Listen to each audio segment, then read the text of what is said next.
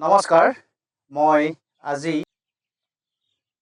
গেছৰ প্ৰব্লেম কেনেকৈনো আপোনালোকে ভাল কৰিব বা গেছ দূৰ কৰিব আজি কৰি দেখাম।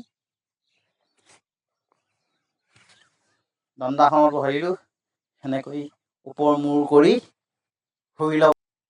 সোঁ ভৰিখন দাঙি আনিব, এনেধৰণে দুইখন হাত লক কৰি ইমানত লৈ ল'ব আৰু শ্বাস ল'ব, শ্বাস এৰি এৰি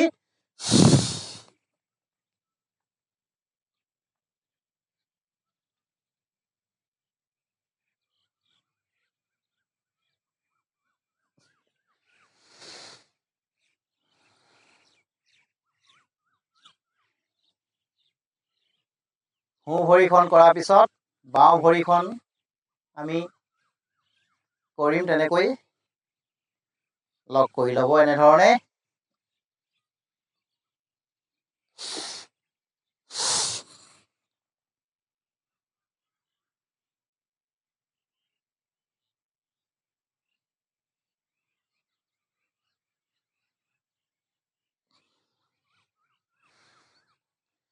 এনেধৰণে আপোনালোকে এবাৰ, দুবাৰ, তিনিবাৰ, চাৰিবাৰ আপোনালোকৰ যিমান গেছৰ সমস্যা থাকে সিমান ভাগে আপোনালোকে কৰিব পাৰিব। ইয়াৰ পিছতেই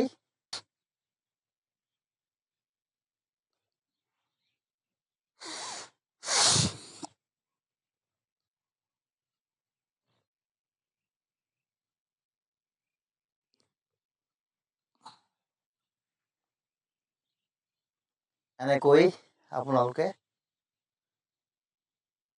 এবাৰৰ পৰা 10 বাৰলৈকে কৰিব পাৰিব। গেছৰ সমস্যা দূৰ হ'ব। চপাই আনিব আৰু হাত দুইখন লক কৰি ল'ব।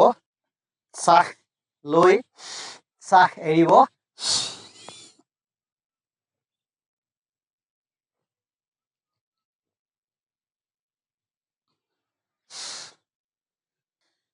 আপোনালোকে উঠিব সময়ত সোঁ ভৰিখন চপাই আনিব আৰু বাওঁফালে কাটি হৈ ল'ব।